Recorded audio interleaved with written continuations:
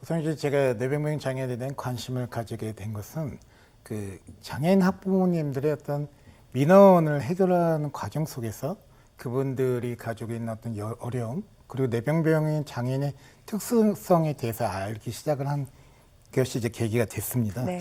그 뇌병변 장애인은 기존의 15가지 장애 유형 중에 지체, 발달, 시각, 그리고 뇌병변까지 해서 굉장히 4대 장애 요소를 가지고 있는 굉장히 중요한 그 한 10%가 넘는 장애인들의 유형인데요. 그럼에도 불구하고 뇌병변 장애인은 복합장애와 장애 중증에 따른 다양한 장애인들에 대한 시선의 차이로 뇌병변 장애인이 가지고 있는 특성이 전혀 반영이 되지 않고요.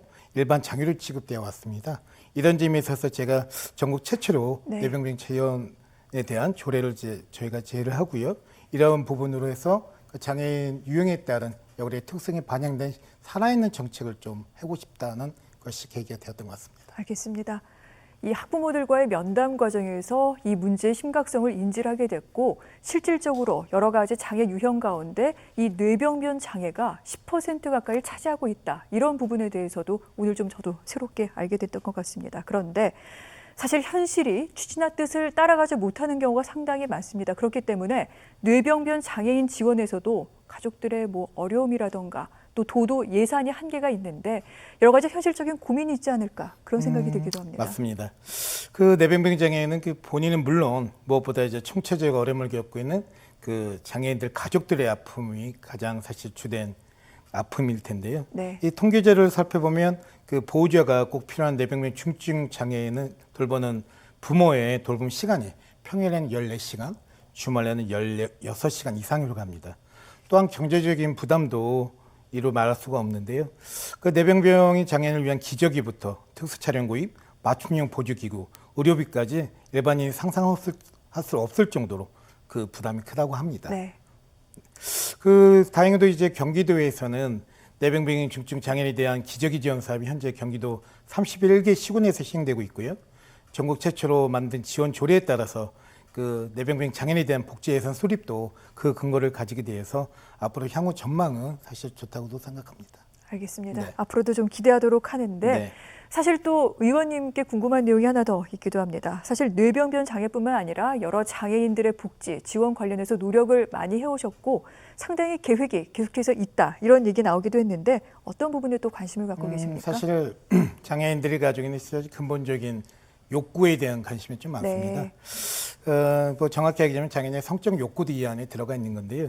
애초에 이 부분도 사실 처음 관심을 가지게 된 계기가 제가 다큐멘터리 영화 죽어도 좋아해서 노인의 그 노인층의 성을 다루지 않았겠습니까? 그 영화를 보고 제 기존에 갖고 있던 편견이 굉장히 좀 많았고, 그리고 제 어떤 시각적도 좀 좁았구나. 이 연장선에서 장애인들의 성도, 그들의 욕구도 사실 건설적이고 유쾌하게 다룰 수 있지 않을까 그 생각을 하고 있습니다. 네. 그래서 이게 기존에 있는 편견에 대한 도전도 사회를 더 건강하게 만들고 사회에 있는 여러 가지 장애 요소를 떨치는 것도 장애를 위한 정책이라고 생각하고 저희 정치의 길이라고 생각합니다. 그렇군요. 어쩌면 우리 사회가 놓치고 있었던 부분 또는 편견을 갖고 있었던 부분, 이 부분에까지 관심을 기울이는 게 정치의 몫이 아닐까 하고요. 앞으로도 많은 정책과 여러 대안들 기대해 보도록 하겠습니다. 주제 바꿔서요. 환경과 관련된 내용을 좀 여쭤보고자 합니다. 뭐 이번 여름 상당히 더웠습니다만 최악의 폭염은 그래도 지나간 것 같긴 한데 하지만 또 한편으로는 여름이 끝나려면 아직 한참 남은 것도 같고 그렇습니다. 보건복지위에서 올여름 폭염 대책을 세운 바 있는데 어떻게 좀 진행이 되고 있습니까? 불과 이제 몇 주 전만 해도 진짜 폭염으로 제가 잠을 못 이뤘지 않겠습니까? 더군다나 제가 사는 동두천이 측정에 대한 어떤 잘못된 측정으로 오보를 밝혀졌지만 40도가 넘는 폭염 도시로 이제 매스컴에서 떠들썩하게 냈는데요. 그 데프리카를 불린 대구와 맞먹을 정도의 어떤 더위로 저희가 오인을 가고 있죠. 사실 기후위기에 따른 이제 폭염과 혹하는 더 이상 생활 날씨의 영역이 아닌 재나의 영역으로 분류된 지 오래가 됐죠. 경기도는 이에 따라서 체계적 폭염에 대한 대응 방안과 관리 방안에 따라 폭염 저감 시설 확충, 농업 및 축산 피해 예방, 도로 시설 피해 최소화 대책, 그리고 도민 참여 에너지 전략 등 다양한 활동으로 대응하고 있었고요. 그리고 저희 보건복지위원회 자체도 장기에 대한 코로나19로 인한 대외 활동이 제한된 일반인들과 독거노인, 노숙자 등의 폭염 취약 계층들에 대한 대응에 최선을 다했습니다. 알겠습니다. 지금도 사실 또 진행 중이기도 합니다. 그런데 이 이상 기후, 이상 폭염 등등 이 같은 기후 위기 사실은 전 지구적인 과제이기도 하죠. 그렇기 때문에 경기도와 경기도 의회가 이에 대응하기 위한 조례를 제정을 해라, 민관 대응 체계를 수립해라라는 그 시민단체들의 요구와 촉구가 있었습니다. 혹시 이 같은 요구에 대해 도의회에서 좀 논의를 한 부분이 있는지요? 우선은 선제적으로 저희가 민간이 함께하는 대응 체제에 대한 그리고 이에 대한 조례 발의에 대해서 그 동료 의원님들과 한 2년 정도 전부터 네. 저희가 각종 토론회와 간담회를 해서 이 부분을 준비를 해왔고요. 기후위기 문제는 아시다시피 초국가적 과제인과 동시에 개인이 아닌 공동체의 과제의 성격을 가지고 있기 때문에 지역 주민들의 인식 개선을 섬세하게 교감할 수 있는 광역 지자체나 기초 지자체의 노력이 무엇보다 중요하다고 생각합니다.